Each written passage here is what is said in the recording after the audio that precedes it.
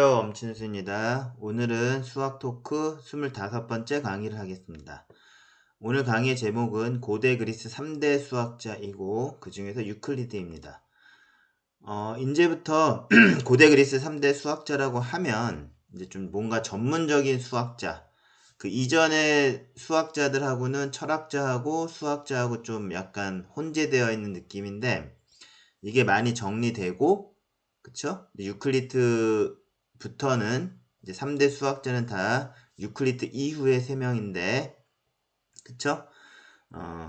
예선 전문적인 수학자의 면모를 보여준다는 것이죠. 그렇게 보면 키오스의 히포크라테스 19강에서 했었죠. 예. 거기까지가 히포크라테스도 수학자의 면모가 강하지만 그 전에 뭐 플라톤도 입체계학의 조예가 있었죠. 그쵸? 그 전에 많은 수학자들이라고 생각하는 사람들은 어찌 보면 탈레스부터 해서 피타고라스, 그 다음에 피타고라스에서 여러 수학의 분파가 이렇게 막 그 수학자들이 늘어나면서 플라톤에서 입체 계약으로 어느 정도 그 형성이 되고, 그 다음에 히포크라테스도 그 당시 원론이라는 걸 썼다고 하죠. 예. 근데 자료가 없기 때문에 그 유클리드로 넘어오게 되는데 그 공이, 그쵸? 한 100여 년 앞서서 있었던 히포크라테스까지가 어떤 수학자의 계보가 될 것 같고요.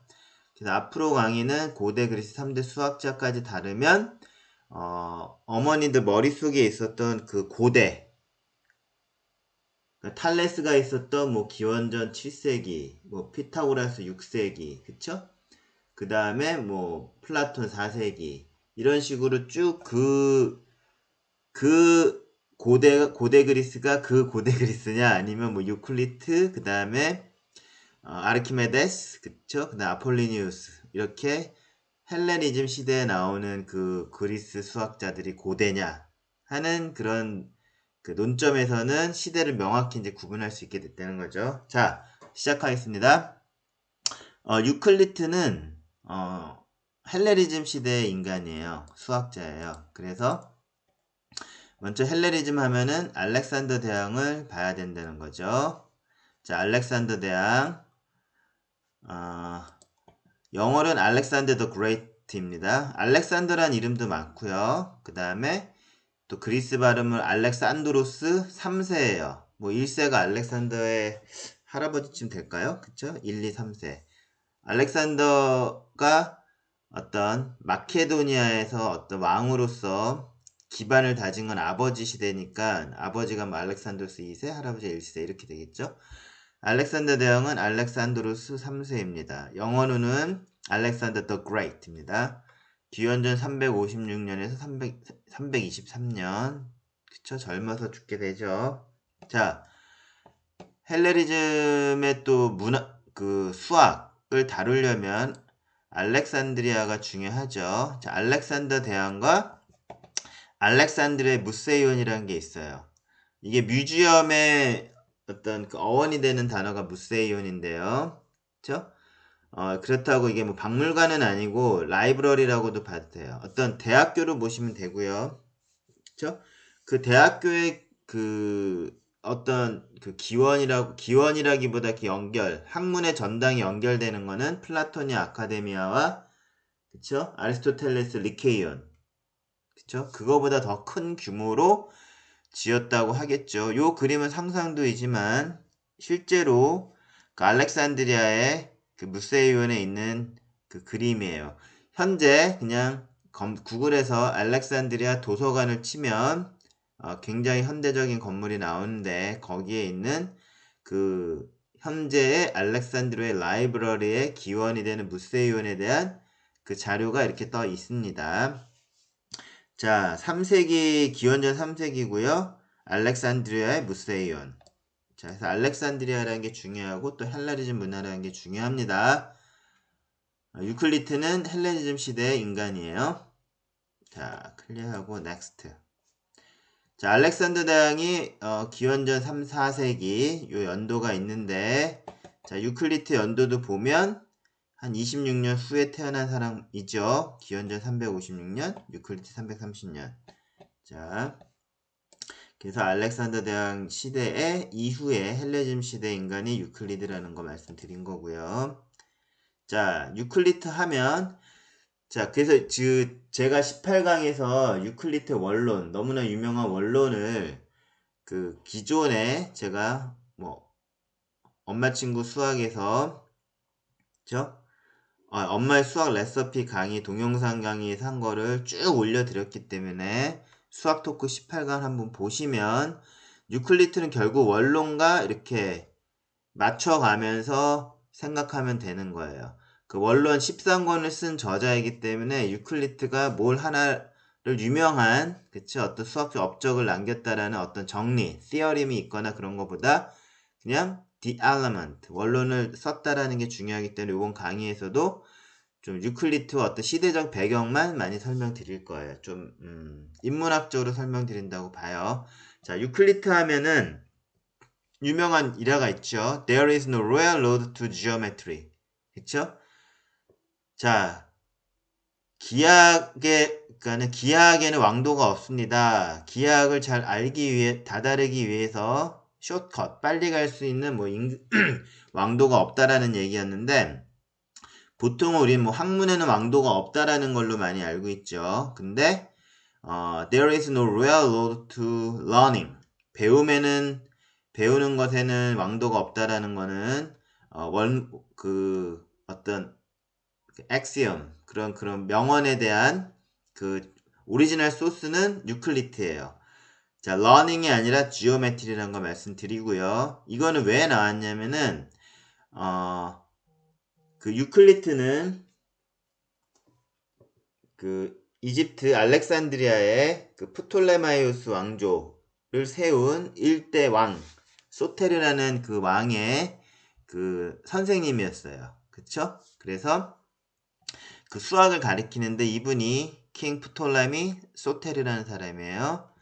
기원전 367년에서 283년. 소위 말해서 알렉산더 대왕의 장군들이죠. 휘하의 장군들 중에 한 명인데 알렉산더 대왕이 일찍 죽기 때문에 그쵸?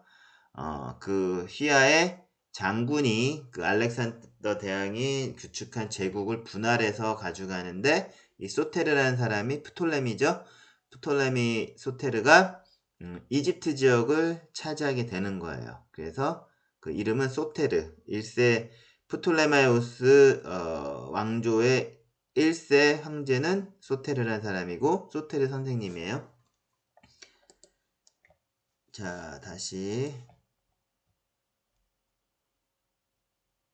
알렉산더 대왕이 그쵸? 323년이니까 한 30 몇 살에 죽은 거죠. 한 33살 정도 되나요? 그쵸? 33살에 죽었네요. 자, 그 다음에 소테르는 이 왕자였기 때문에 알렉산더 대왕이 아버지한테 물려받아서 알렉산더 대왕의 장군은 소테르 나이는 좀 더 많아요. 356년에 태어났는데 소테르는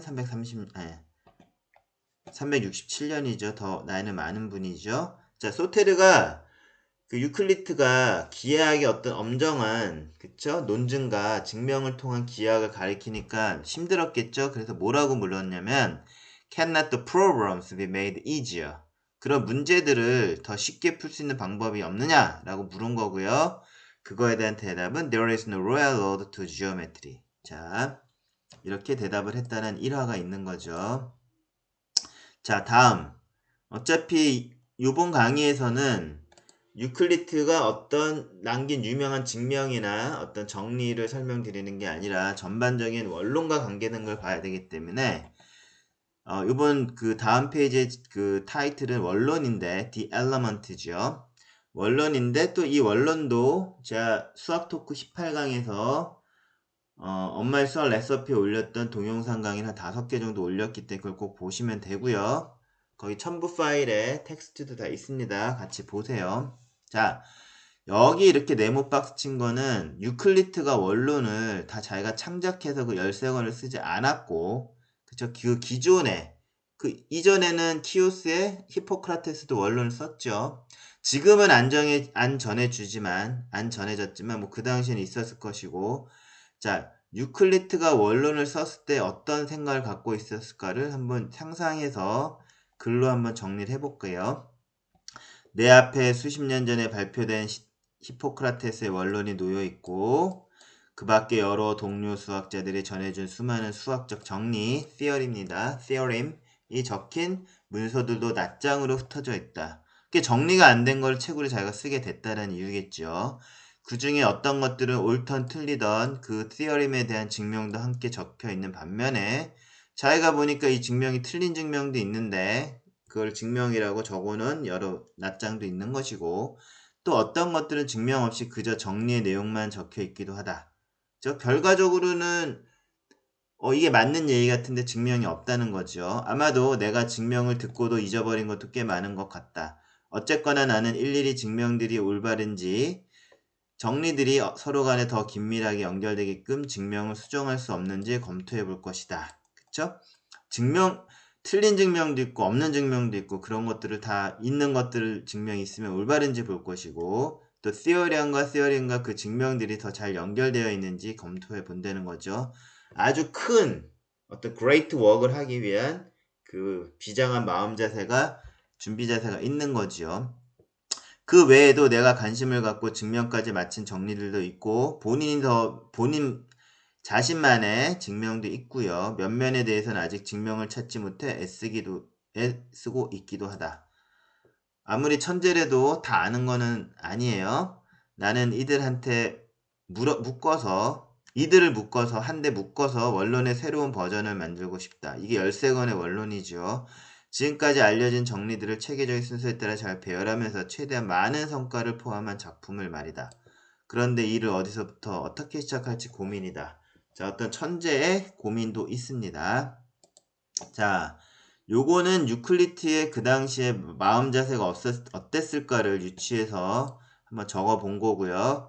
이걸 제가 적은 건 아니고요. 그 스탠포드 대학 박사과정 이윤수 선생님이 계시죠. 이윤수의 수학서 컬럼이 출처예요. 그리고 다음 것도 이윤수 선생님이 쓴 그런 컬럼의 그 한 내용인데, 이것은 실제로 위의 것은 이윤수 선생님이 그러할 것이다라고 이윤수 선생님의 그 감상을 쓰신 거고, 요번 그 텍스트는 뭐냐면 프로클로스, 로마 사람이죠. 기원 후 4세기에서 5세기죠. 그러니까 412년, 485년. 5세기 초반부터 후반까지 사신 분인데, 프로클로스가 주석서를 쓴 거예요. 한 500년, 기원전 한 300년, 400년에 있었던 사람이, 그쵸? 한 500년이니까 한 거의 900년, 800년이 넘어간 후에 로마 시대 프로클로스가 원론 1권에 대한 주석을 썼다라는 것은 그 자료로 남아 있는 것인데, 한번 이윤수 선생님이 유추한 유클리트의 그 마음가짐과 프로클로스가 직접 원론을 보면서 그리스 원본에 대한 원론을 보면서 그것도 딱 1권에 대한 주석을 썼던 마음가짐, 어떤 마인드를 한번 보겠습니다. 자, 여기서의 그 타이틀은 뭐냐면, 제가 전에도 말씀드렸듯이, 왜 그리스 기하학이 논증으로 갔냐, 수학이 논증으로 갔다는 거는 어떤 놀라움, 나는 너보다 수학자들 간의 경쟁도 있는 거죠. 나의 증명이 더 아름답고 나의 증명이 더 탁월하다는 거를 구술로써 말로 하든지 써서 하든지 그거를 발표함으로써 자기가 더 뛰어난 증명을 했다라는 그런 뭐 아름다운 증명, 또 남을 놀라게 해준 거. 저거를 작도를 해서 저렇게 증명을 해. 이제 그러한 어떤 아름다움에 대한 얘기를 했었죠. 자, 이제는 로마 시대, 그것도 5세기로 넘어와서 플로클로스가 썼던 그 마음을 한번 보겠습니다. 어떤 분야에서건 그 학문의 모든 탐구들이 도출되고 또 모든 탐구들이 귀속될 수 있는 원리를 적절하게 선택하고 배열한다는 것은 어려운 과업일 것입니다. 자, 유클리트가 적절하게 선택하고 잘 배열을 했던 거죠. 기하학에서 그런 일을 시도했던 사람 중에서 어떤 이들은 더 많은 수의 정리를 포함시키려 했고, 그쵸? theorem을 이렇게 배열하고 정리를 배열하고 선택하고 이건 정리예요. arrangement를 하는 데 있어서 더 많은 theorem을 넣을 수도 있고 더 많은 증명을 넣을 수도 있겠죠. 또 반대로 어떤 이들은 그 수를 줄이려고 하기도 했다. 또 어떤 이들은 짧은 증명을 선호했던 반면에 어떤 이들은 더 길게 증명을 끌고 가려고 했다. 자, 짧은 것이 아름다운 증명일 수도 있고 또 길게 갈 수도 있고, 그쵸? 그 증명은 짧을 수도 있고 길 수도 있고, 실제 그랬다는 거죠. 자기가 그 과거를 쭉 보면서 자기도 어떤 주석서를 쓰려고 하다 보니, 또 어떤 사람 모순적 상황에서 봉착하는 기류법을 쓰지 않으려고 애쓰기도 했고, 자, 기류법이라는 거는, 그쵸? 컨트라딕션이죠. 컨트라딕션을 통해서 증명을 하는 거기 때문에 그 이전에 이게 그 루트 이하에 대한 증명도 아리스토텔레스가 기류법으로 했죠. 그래서 제가 아리스토텔레스는 좀 뭔가 생물학적 업적이 더 많은 그런 철학자이다. 반드시 수학에 전문화된 스승인 플라톤같이 수학에 어떤 전문화된 그런 철학자는 아니라고 말씀드렸는데요. 자, 기류법을 쓰지 않으려고 했던 그런 수학자들도 있었다는 거예요. 또 비율에 대한 이론을 쓰지 않으려 했던 거. 자, 이걸 보면 제가 그 비율에 대한 거는 무리수를 꽤 많이 달았었죠. 자, 히포크라테스. 19강에서 히포크라테스를 다루고 난 이후에는 아카데미아에서 수학은 어땠냐라는 걸 말씀드렸고, 그 다음에 21, 22, 23강이 다 무리수에 관한 거예요. 자, 무리수에 대한 얘기는 뭡니까? 그 통합 가능, commensurable과 통합 불가, incommensurable. 그쵸? 그거에 대한 논쟁이었거든요. 근데 이 비율, 아리스토텔레스도 또 얘기를 했죠. 그 어떤 숫자의 그 크기, 그쵸? 그 퀀터티에서, 그쵸? 그 discrete number하고 뭐 magnitude, 그 길이와 넓이와 부피, 도형에서 그런 magnitude하고 혼재하지 말라라는 게 다 이 commensurable과 incommensurable. 또 그리스 사람들은 어떤 그 숫자의 비율에서 그 피타고라스의 그 비율에서 도형으로 넘어가려고 하는 그런 게 항상 논쟁이 된 거였거든요. 통략 가능과 통략 불가. 그래서 그 비율을 피하려는 사람도 있었다는 거예요. 자, 지금까지 수학 토크를 하다 보니 이 유클리트나 그 후대 플로클로스가 그 잡았던 그런 그 시대적인 사항들이 다 눈에 들어오는 거지요. 규류법을 쓰지 않으려는 사람도 있었고 비율에 대해서 쓰지 않으려는 수학자도 있었다는 거예요. 자, 제 강의를 들으니까 이 텍스트 해석이 잘 되는 것이죠. 또 어떤 이들은 몇몇 시초가 되는 원리들에 대한 예측 가능한 비판에 대해서 반론을 준비하기도 했다. 이렇듯 기본 원리가 될 만한 설명들을 구성하는 데 있어서 각각 다양한 방식들이 만들어졌다. 이건 프로클로스가 실제 쓴 거고 이윤 선생님이 번역을 한 것입니다. 자, 그래서 그 원론을 대하는 그런 실제 주석을 쓰면서 그 자료를 보면서 생각했던 거. 그 다음에 유클리트가 키오스의 히포크라테스의 원론을 자기가 더 훌륭하게 100여 년이 지난 후에 훌륭하게 만든다는 것에 대한 마음가짐에 대해서 한번 보게 되었습니다. 자, 그래서 어머니는 그 원론이란 거대한 그 작업, great work에 대한 그런 그 수학자들의 마음가짐을 보신 거고요. 자, 프로클로스는 5세기의 인물인데 특이하게 5세기 초부터 5세기 말이죠. 근데 5세기는 우리가 그 서양 유럽의 역사에서 5세기라는 거는 중세가 들어갔다는 거죠. 중세를 보통 5세기에서 15세기엔 1000년을 보죠. 자, 그래서 프로클로스는 신플라톤주의자이며 마지막 고전 철학자입니다. 중세의 마지막, 고대의 마지막이기 때문에 중세가 시작하는 시점이기 때문에 5세기는 자, 마지막 고전 철학자예요. 신플라톤주의는 르네상스에서도 다룰 수 있는데 이제 만약에 제가 고대 그리스 수학에 대한 강의를 끝내고 뭐 과학혁명이나 뭐 르네상스에 간다면 그때 한번 말씀드릴 수도 있습니다. 신플라톤주의. 자, next. 자, 이렇게 해서 원론을 썼던 유클리드, 그 다음에 원론 1권을 주석서를 단 프로클리스의 어떤 그 마음가짐을 보면서 어머니가 고대 그리스 지성사에서 남아있는 수학에 대한 그 방대한 그 자료에 대한 그 정리자들의 마음가짐을 보시고 그거를 통해서 원론과 유클리드가 원론을 이렇게 서로 비교해 보시면서 유클리드의 업적을 생각하시면 될 것 같습니다. 자, 이번 페이지는 제가 18강에서 유클리드 원론, 자, 엄마의 수학 레시피에 있었던 원론 동영상 강의를 꼭 보시라는 거를 말씀드리면서 그 강의의 내용이 무엇이었는지 한번 정리를 해봤습니다. 자, 엄마의 수학 레시피 4-7이고 URL은 그냥 검색하시면 돼요. 유튜브에서 엄술의 4-7 치시면 되고요. 이렇게 꺽쇠는 필요 없어요. 그냥 엄술의 4-7로 검색하세요. 제목은 엄술의 4-7 이야기 수학인데 원론의 역사입니다. 그러니까 원론이 출판된 책의 형태, 어떤 텍스트로 남아있는 책에 대한 그 역사예요. 자, 만약에 기하학 원론이라는 책을 보면 1997년 한국에서 출판된 거고요. 그쵸?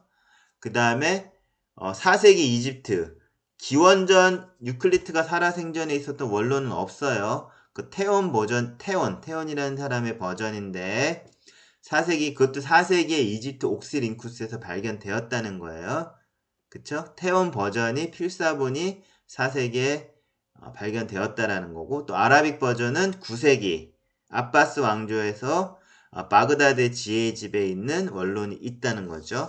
그 다음에 프린티드 버전은 뭐냐면 15세기인데 그쵸? 금속 활자가 되면서 베니스에 있었기 때문에 라틴어 버전으로 프린트, 금속 활자로 출력이 되어서 책으로 만들어진 버전이 있습니다. 태연의 버전은 이렇게 여기 보시다시피 파피루스예요. 이집트에서 발견된 거는. 자, 다음 유튜브 검색 엄술의 4-6은 제목이 기하학에는 왕도가 없다. 아까 초반에 말씀드린 일화가 기억나시죠? There is no railroad to geometry. 이 강의에 대한 동영상 내용은 먼저 기하학에는 왕도가 없다라는 그 에피소드를 말씀드리는 거고요. 알렉산드리아의 프톨레마이오스 왕조 1대 파라오 소테로의 수학 선생님이 유클리드라는 거. 그 다음에 또 수학 선생님 하다 보니까 알렉산더 대왕의 한 16세까지 한 10대의 수학 선생님은 아리스토텔레스라는 거. 그쵸? 아리스토텔레스가 수학 선생님인 거는 알렉산더 대왕이 너무 유명할까 머릿속에 남아 있는데 이제 어머니는 유클리드를 생각하면 소테르의 수학 선생님이라는 거, 그리고 기하학에는 왕도가 없다라는 이 일화를 잘 기억해 주시면 되겠습니다. 자, 그리고 이 내용 중에서, 동영상 내용 중에서 유클리드가 실제 인물이냐 아니면 자기만의 어떤 증명이 뭐라는 것 딱 명확히 나타나진 않고 책을 썼기 때문에 여러 수학자들이 쓴 책을 합본을 하면서 이거를 저자를 그냥 유클리드라고, 그쵸? 그렇게 쓴 것이냐? 그러니까 사람은 없고 어떤 필명만 남아있는 게 유클리드냐라는 그런 썰도 있는데 저는 그렇지 않다라고 하면서 그 왕조의 역사, 자, 프톨레마의 왕조의 역사는 아까 소테르의 생물연대가 그대로 있지요. 그 왕조의 역사는 기록이 잘 되어 있고 훼손되지 않았다라는 그걸 통해서 유클리드 나이를 추적하는 게 맞다라는 주장을 동영상에서 보여드리고요. 또 그러면 이 프톨레마의 왕조는 뭐냐? 소위 말해서 뭐 파란 눈의 파라오라는 그런 내용인데 그리스 사람을 지금 보면 그 사람들도 머리가 꺼먹고요. 좀 얼굴이 각이지고 머리가 노랗진 않아요. 우리가 소위 생각하는 뭐 유럽 사람들이라고 하면 서양인이라면 눈이 좀 파랗고 머리가 노랗다고 생각할 텐데 그 뭐 파란 눈의 파라오라는 표현보다는 그냥 그리스인 파라오가 맞죠. 자, 프톨레마이오스의 마지막 황제 파라오는 어머니가 아는 클레오파트라. 그쵸? 근데 실제 이름은 클레오파트라 7세고 이름은 필로파토르예요. 클레오파트라는 뭐냐? 파트라가 파더고요. 클레오가 클리오, 영광이에요. 아버지께 영광. 그런 뜻이라서 여자 왕족들, 황족이겠죠? 황족들은 다 클레오파트라라고 했어요. 아버지의 영광이 어떤 앞에 뭐 호와 같이 붙는 거고, 근데 실제 이름은 필로파토르입니다. 어머니가 아는 클레오파트라. 이런 내용이 있어요. 많이 인문적인 내용이죠. 자, 마지막에는 제가 그 엄친수가 좀 추적하는 것은 분명히 원론, The Element는 북 13, 13권의 책이라고 하는데 그 위에서 보셨던 현재 뭐 기하학 원론이라고 번역되어서 써있는 한글판이던 15권짜리가 많아요. 내용이 15권으로 되어 있는데 그 이유를 추적하는 것입니다. 자, 기하 원본 다 기억나시죠? 세계사 시간에 본 거 1607년이면 명나라 시대고 우리가 임진왜란 1592년 우리나라 막 전쟁통에 있었을 텐데 일본 놈들 때문에 그쵸? 이때 명나라는 그 서양 문물이 들어와서 그쵸? 천주교가 들어와서 마테오 리치와 서강계가 기하 원본이라는 거를 쓰게 됩니다. 근데 이거 처음에 6권이거든요. 자, 그럼 뭘 가지고 기하 원본을, 그러니까 마테오 리치가 라틴어로 말을 구술을 하면 서강계가 그걸 듣고, 저 한자로 썼다는 거죠, 중국어로. 자, 서강계는 참고로, 로마 카톨릭 신자예요. 그 라틴어를 안다는 것이죠. 좀 대단하지 않습니까? 이 당시에 중국에서는. 자, 근데 6권만 썼는데 그 원본이 그 소스가 되는 게 클라비우스의 그 라틴어예요. 유클리디스 엘레멘토룸 리브리가 책이죠. 15 로마 숫자죠. 1574년에 있었던 클라비우스 버전이에요. 클라비우스는 16세기에 또 유명한 학자인데요. 마테오 리치 스승이죠. 그쵸? 그 뭐 1대1 스승이라는 건 아니고 클라비우스가 로마의 대학교 교수였어요. 그 다음에 마테오 리치는 그 로마 대학에 공부하러 간 거였고요. 그런 교수와 제자 관계입니다. 그리고 또 청나라 1857년은 거의 뭐 1900년에 가까우는 19세기죠. 그 이선난이라는 분, 그쵸? 이선난이 기하 원본 후반부 9권을 써요. 그쵸? 한 150년, 300년, 200년은 안 되면 150년 후에 이선난이 청나라 시대 때 쓴 거죠. 그럼 왜 합하면 이거 15권이 되냐? 클라비우스의 라틴어 버전도 리브리 15라고 써있죠. 그쵸? 책 15권이다. 근데 이거는 영어 버전이에요. The Element 영어 버전이고 1570년에 블링슬리라는 사람이 그쵸? 쓴 영어로 번역한 그런 원론이란 것이죠. 그래서 마침 1574년, 1570년도에 출판된 책으로 나온 그런 소스들을 갖고 중국에서는 그걸 번역했기 때문에 서강계 기하원본 6권 전반부, 그다음 이산난의 기하원본 9권 합치면 15권이 되고 역시 15권짜리 원론들이 꽤 많이 있었다라는 것을 추적한 것입니다. 자, 이걸로 강의를 다 설명을 드린 거고요. 25강.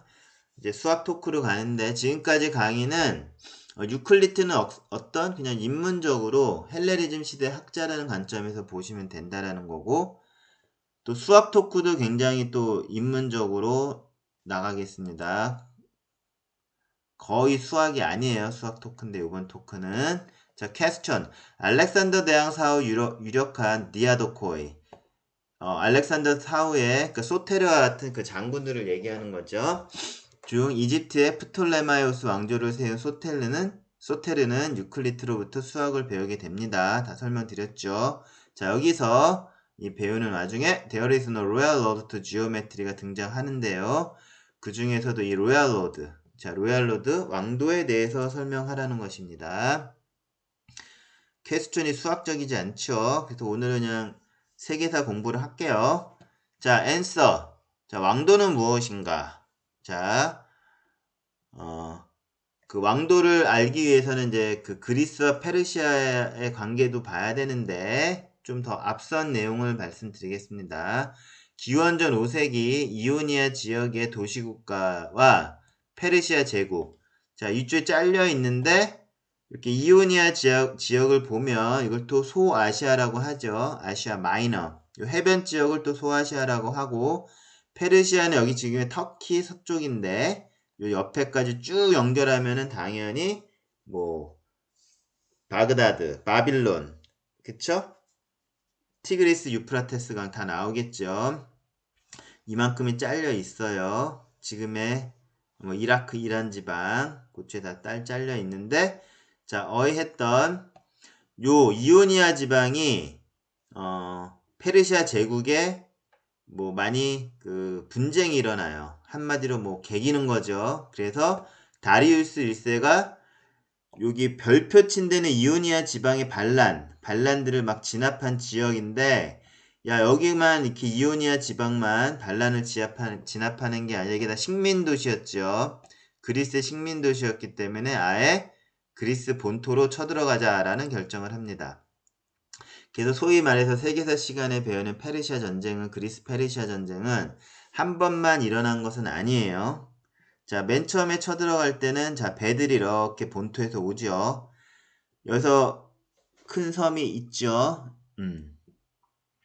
자, 이쪽 섬에서 섬을 통과해가지고 배를 타고 처음에 초록색이거든요. 그 트라키아라는 쪽, 북부 쪽하고 마케도니아 쪽까지 이렇게 배를 타고 들어가는 거예요. 그쵸? 근데 여기서 요쪽, 그쵸? 여기까지 와서 그냥 돌아가요. 그쵸? 그러니까 그 트라키아와 마케도니아 쪽까지만 이렇게 더 침공을 하고 일단 돌아갑니다. 자, 그 다음에 나온 게, 자, 그 우리 마라톤 전투로 유명한 그런 게 나오죠. 여기 사모스. 피타고라스의 고향 사모스까지 배를 타고 와서 그냥 에게해를 건너가지고 그쵸 마라톤 평야로 상륙을 하는데 여기서 패배를 하죠. 그쵸? 그게 또 어머니가 알고 있는 페르시아 전쟁 중에 하나입니다. 자 이렇게 해서 다리우스 1세는 그리스 본토 침공에 실패를 해요.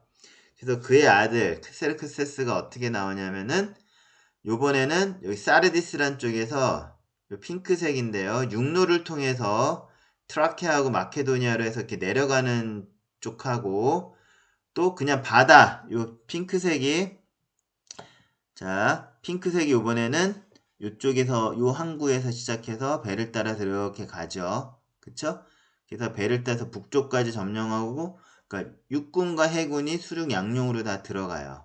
그쵸? 그래서 잘 나가고 있는데 여기 아티카 그 아테나에 있는 그 해협 좁은 바다로 들어왔다가 살라미스 해전에서 또 대패를 하게 되죠. 이게 페르시아 전쟁의 어떤 그 1차, 2차, 3차 이렇게 내려오는 그런 지도입니다.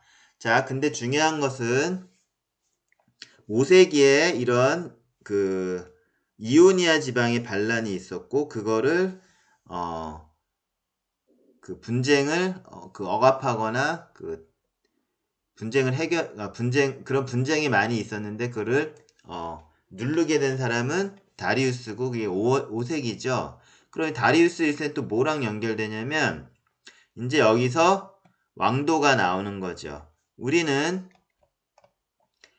그 사르디스에서 마지막 크세르크세스가 육군을 데리고 침공한 그 집결지가 사르디스였고 그 배도 이쪽에 있는 항구로 갔네요. 아 이게 포카이아구나. 포카이아 쪽으로 가서 배를 타고 그리스 북쪽을 쭉 돌아서 가죠. 에게해를 따라서 그쵸? 포카이아하고 그 다음에 사르디스에서 육군. 자, 이 사르디스가 나오는데 그게 바로 왕도의 끝점이라는 거예요. 자, 왕도는 자, 여기 왕도 사르디스가 있고요. 어디서 시작하냐면은 수사. 페르시아의 그 당시에 페르시아 제국의 수도는 수사고요. 그 다음에 뭐 페르세폴리스라는 게 좀 더 떨어진데 큰 왕궁도 있죠. 근데 어쨌든 수사에서 사르디스까지 연결된 그 도로를 왕도라고 하죠. 로얄 로드인데 이게 또 기원전 5세기고 저 다리우스 1세가 만든 도로예요. 자, 중요한 거는 한 2000km의 도로라는 거. 그 다음에 시작은 수사에서부터 사르디스. 사르디스는 그리스 페르시아 전쟁의 3차 다리우스 1세 아들 크세르크세스가 침공한 육군이 침공한 직결지가 사르디스라는 걸 기억하시면 외울 수 있겠죠. 자, 그래서 왕도는 이렇게 되는데, 자, 그러면 그 소테르하고, 그쵸? 그 유클리트가 왜 왕도에 대해서 얘기했을까? 이건 페르시아 유적인데 왜 얘기했을까라는 걸 보면, 그쵸? 5세기에 다리우스 1세가 만들었지만 그 이후 4세기에 뭐 한 100여 년이나 뭐 한 100여 년 이후에 알렉산더 대왕이 출현했고요. 그 다음에 알렉산더 대왕은 이 페르시아 제국을 멸망시키죠. 그쵸? 그때 왕도를 사용했다라는 것은 아니고요. 자, 왕도를 알게 되죠. 왜냐하면 페르시아를 다 점령했기 때문에. 그 알렉산더 대왕이 그 페르시아를 갈 때는 사르디스부터 해서 소사로 간 게 아니라 이쪽 아프리카 쪽부터 그 알렉산드리아를 다 먹고 나서 그 다음에 우리 레반트 지역 시리아 쪽으로 올라가서 그 다음에 페르시아로 들어가는 통로를 취한 것이지 요 왕도를 거꾸로 간 건 아니에요. 자, 어이했던 그 소테르도 그쵸? 페르시아 침공을 할 때 다 알렉산더 움직인 장군 중에 한 명이기 때문에 당연히 왕도라는 걸 봤을 것이고, 자, 알렉산더 사후에는 왕도라는 것은 뭐 로얄로드라기보다 헬레니즘 시대의 문화 교육료가 된 거예요. 자, 이렇게 이건 전쟁 루트는 아닙니다. 알렉산더 대왕의. 자, 이렇게 해서 소테르와 유클리트 대화 중에서 로얄로드가 나온 것이고요. 마지막 참고로 아까 디아도코이라는 게 나왔기 때문에 알렉산더 대왕이 뭐 32살 뭐 그때 죽었는데 그 이후에 어떻게 된 거라는 것도 많이 궁금하죠. 자, 헬레니즘 시대가 뭐냐라고 하면은 알렉산더 대왕 이후라고 해야 되는데 그때 꼭 디아도코이를 기억해 주세요. 헬레니즘 시대는 323년 알렉산더 대왕이 죽은 그 시기죠. 그 해죠. 그리고 기원전 146년 까지를 헬레니즘 시대라고 하고 요 시기에는 이제 로마 제국이 막 그 공화정이긴 하나 로마 제국이 번성하던 시기예요. 막 크려는 그런 시점까지가 헬레니즘이에요. 자, 헬레니즘 시대를 시작한 거는 4개 왕국이다. 그 중 하나가 이집트 프톨레마의 왕조고요. 자, 여기가 그리스죠. 그리스에서 처음 침공한 것이 이쪽으로 내려가고 알렉산드리아. 그쵸?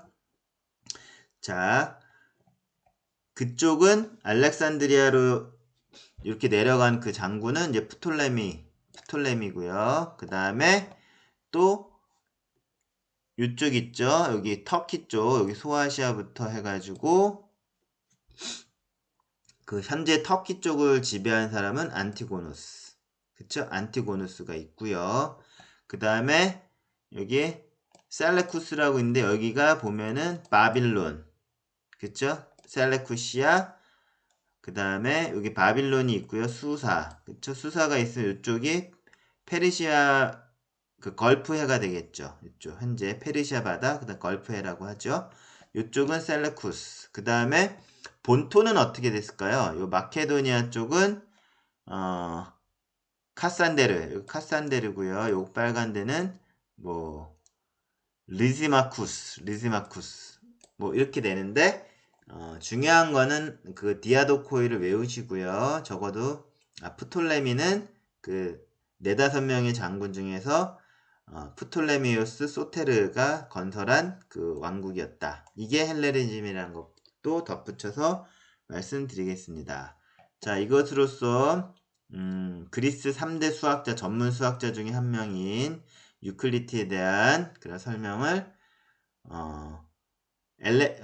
원론과 유클리트의 관계를 그 인문학적으로 한번 보시는 거하고 Q&A도 보다 더 인문학적인 세계사 관점에서 그 왕도에 대한 것만 하나 콕 집어서 설명을 드렸습니다. 이것으로써 25강 강의를 마치겠습니다. 오늘 수업 끝!